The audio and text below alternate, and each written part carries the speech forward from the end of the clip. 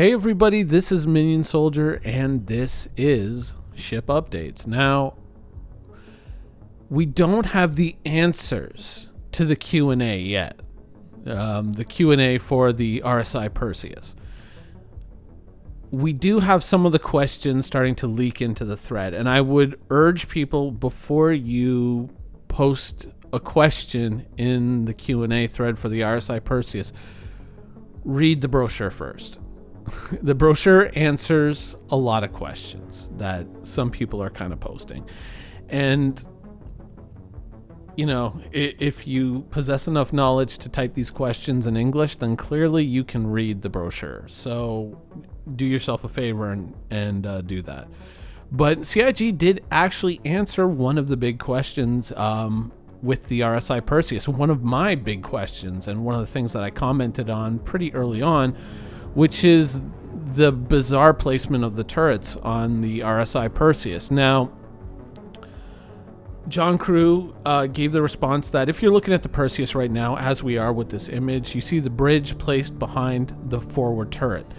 And their reasoning is that, you know, that turret now basically has a blind spot. It has an area where it can't fire, which is directly behind it. So what if it happens if a ship is coming up behind you? You now have this blind spot. So if you have this other turret, the bottom turret, placed all the way to the rear, it makes it a lot easier to shoot ships that are pursuing you. Which would make sense if this was a game that was based off of a Star Wars flight engine, which, for those of you that don't know or who are not familiar, Star Citizen works on Newtonian physics. So think Kerbal Space Program, but in a very, very light way. Because, you know, we're not getting into Delta V's and all that kind of nonsense. We're not getting that into detail. I know there's a few people out there who voiced an opinion they want it to be exactly like that, and thank God it isn't. But Star Citizen is basically like a 6 degrees of freedom, Newtonian physics light type space sim, right? It's still very approachable for anybody. But the flight engine doesn't work like Star Wars. And unfortunately, Star Wars seems to be an inspiration in some manner for a lot of the ships in Star Citizen. You know, it's often quoted, you know, Chris Roberts talking of way back in the day, you know, going and seeing Star Wars in the movie theater and being inspired. That's kind of where Wing Commander came from. And CIG, you know, they're obviously trying to dial into that, right? And so when you see images of ships kind of flying around, or sometimes when you see trailers for Star Citizen, you'll see fighters kind of dipping and diving down in between, you know, asteroids or chunks of a space station, avoiding, you know, whatever obstacles and kind of weaving around through them. They're often using a very atmospheric style of flight. The problem is that Star Citizen is Newtonian based, right? It's not true Newtonian, but it's Newtonian based. And so a lot of those maneuvers are actually kind of verging on being a little bit questionable. But that's what's exciting to us, and that's kind of how Star Citizen builds its ships out. Now, the problem with that is that in the Star Citizen flight engine, let's say the Perseus had 2 turrets on the front of it, one on the bottom, one on the top, right? And you had somebody chasing you. You're in space and somebody's trying to chase you down with a fighter or a bomber or whatever. You don't need a rearward facing turret. All you need to do is hit your handy dandy decouple button and just 180 your ship. Your ship is still going to continue on the track that it was going, but you're now facing towards the rear, and you can pop that guy with both turrets, and then simply turn around, face forward, and recouple your ship, which is to say you're still moving in the direction that you were originally moving. And you can do this with every ship in Star Citizen right now, at least the ones that I've flown. And this is something that I've kind of played around with, and I've kind of shown in a few videos, and, you know, shown some of the more extreme examples of what you can do with this. And certainly, I mean, if you go into a landing site and you're flying a cargo hauler like a Caterpillar, or in this case, in the background, a Mercury Star Runner, and you feel that you're coming into the landing site a little too hot, you can hit the brakes, or you can just use your main engines, decouple, 180 your ship, blast your main engines in the opposite direction and decelerate very, very quickly. That, that's kind of some of the stuff that comes with this whole Newtonian physics kind of package and idea. And so the idea that John Crew is presenting as to why this turret is facing to the rear, or why this turret is placed to the rear of the ship, more exactly, would be relevant in a Star Wars style game, but in Star Citizen, in a Newtonian-based game, it's actually irrelevant, because the only place that you would really kind of need that is in atmospheric flight. But once again, we're talking about a space ship, and so like 99% of your time, you're probably going to be doing most of your things in your spaceship in space, rather than in an atmosphere. An atmosphere is probably something that you're going to be transitioning to get to where you need to go to do the thing that you need to do. So the reasoning behind it is kind of, in my view, it's kind of questionable. But once again, with a ship like this, and with the turrets being size 7s and obviously going to have a very long reach with them, hopefully, it's not a deal breaker either, because there's still, depending on how far away you are from your target and how much gun depression both guns have, you're still going to be in a lot of scenarios where, as long as you're kind of managing your situation correctly as a pilot and you're giving your gunners the best possible chance to engage that target and positioning yourself accordingly, it's not really a deal breaker. It's not something that was like, well, throw that ship away. Well, everyone melt your Perseuses, go back to the Polaris or go back to the Hammerhead or whatever. It's still a fairly solid ship. It does have some unfortunate sides to it, but it's still pretty good.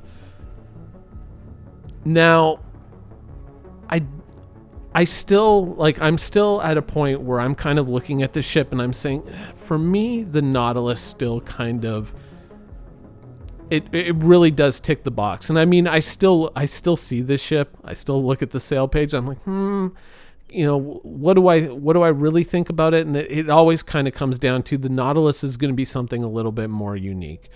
And the truth of it is that unless they were saying Perseus flight ready tomorrow, which I think we're going to find out for sure in the Q&A, no.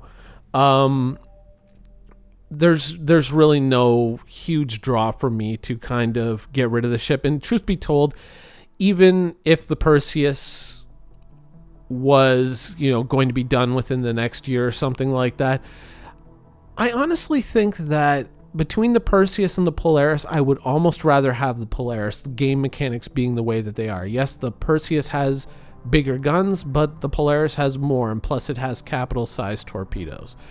So I think that for me as a player, I could probably do more damage in a Polaris than in a Perseus. It's not to say that the Perseus is a bad ship. I like this. To me, this kind of fulfills an idea that I kind of presented a long time ago when we were originally talking about what the Polaris should be. And I said, you know what, take the Carrack and just, get a twofer. Instead of having to build out multiple different ships, take the Carrack and then make a militarized combat variant of it, which some people kind of flipped down. They're like, it's already a military ship. No, I understand it's like a military science ship and a military exploration and scanning ship, and it's made for the military, but it's not a military combat ship. And I was like, rip out all the science junk and put more guns and missiles on it, give it tougher shields, tougher armor. Let's go down that route. And so this kind of slips into that slot in my mind. And so there's a lot of cool things here. I'm not really sure if I agree with the designation of gunship, because it's, the Redeemer's a gunship too, and I think these two ships are just a little bit different. But I think it's still a solid combat ship. And so even though it's not the right ship for me, from my perspective currently, I do have to say that, it's not a case of buy this ship and you're going to win every battle you ever come up against. But if you are the type of ship captain or ship owner, however you want to designate it, with the right crew, and you really kind of take the time to figure out what the limitations of the ship are and how to work within those limitations, what situations would give you the best advantage when engaging with a ship like this. And you're certainly somebody who's proactive and not reactive, which is to say that I'm going to kind of set the pace of combat. I'm going to decide where the combat happens and who the combat happens with. If you're that type of pilot, a ship like this, even despite the limitations that we've kind of discussed in previous videos, I think that you're really going to be able to build quite a name and quite a reputation for yourself in the verse.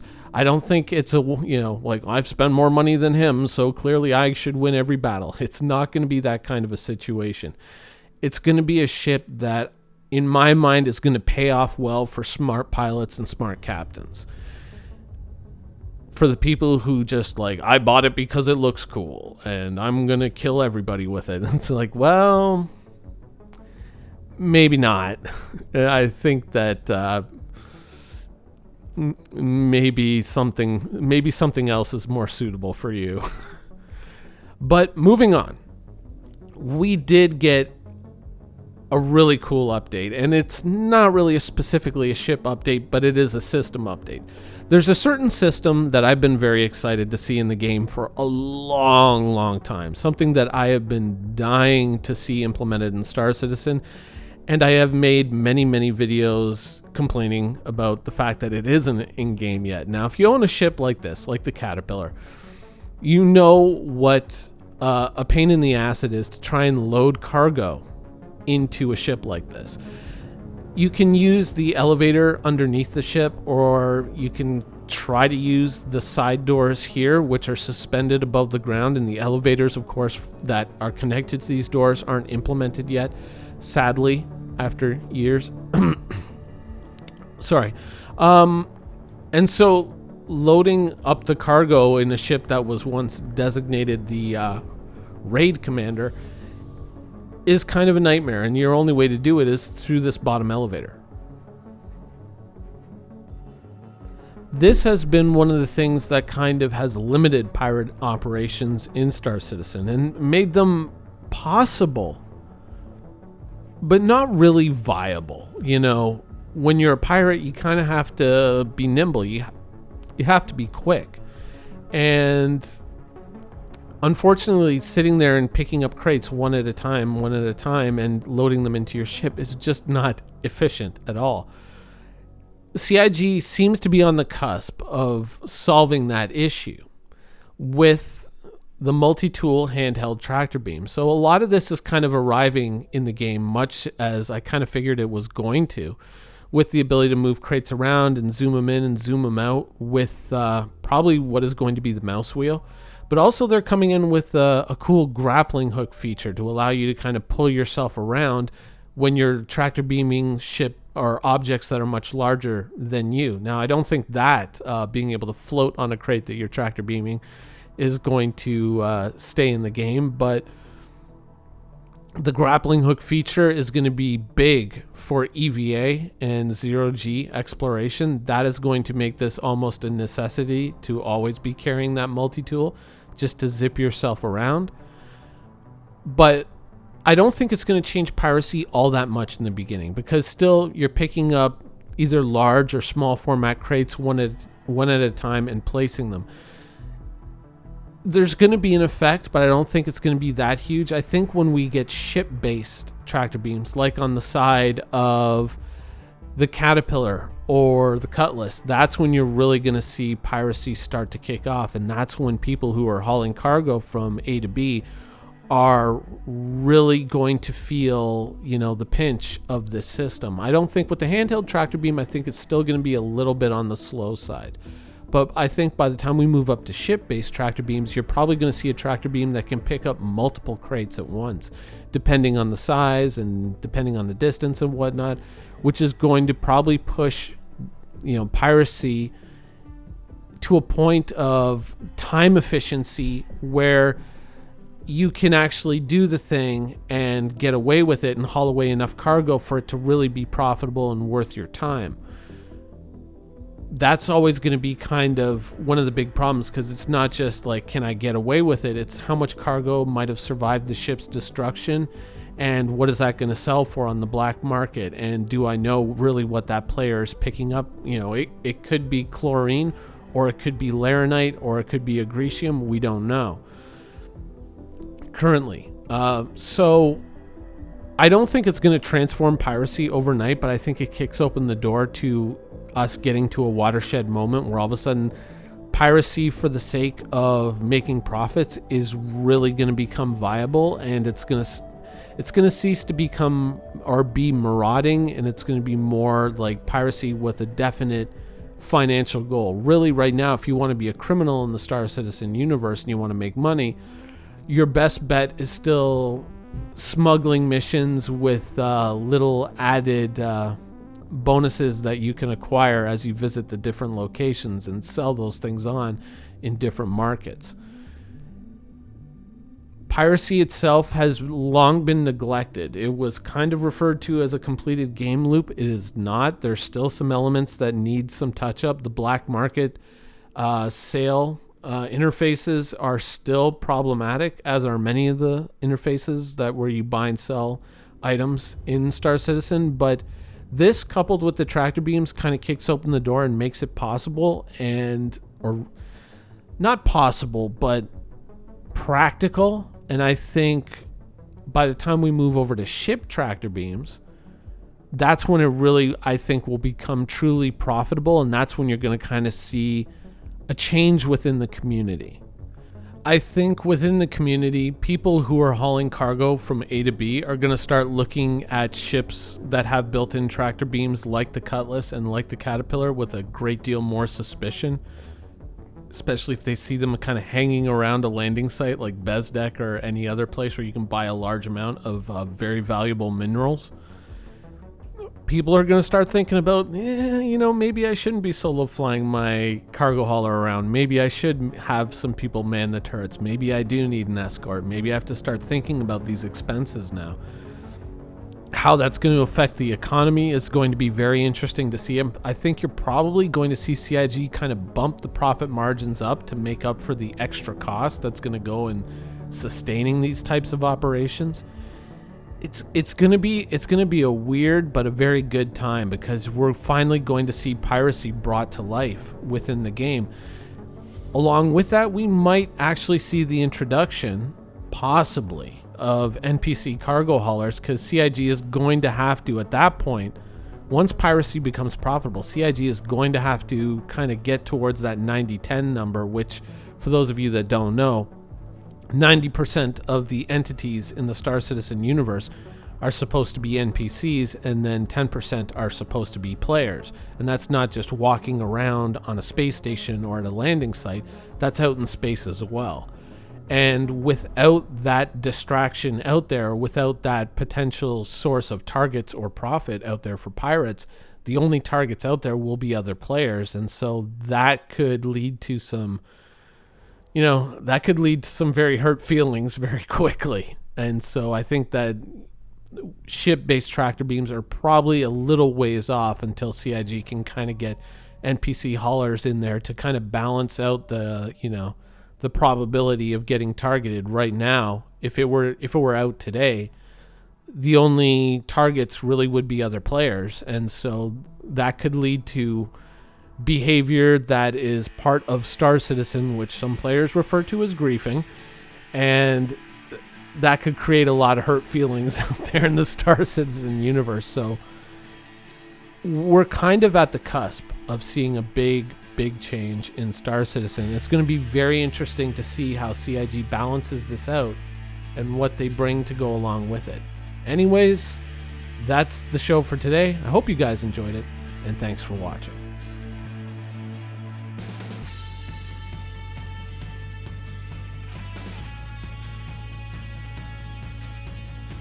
Thank you for watching. So if you want to keep up with the latest and greatest in Star Citizen and Squadron 42's development, please follow us on our social media channels. See you soon.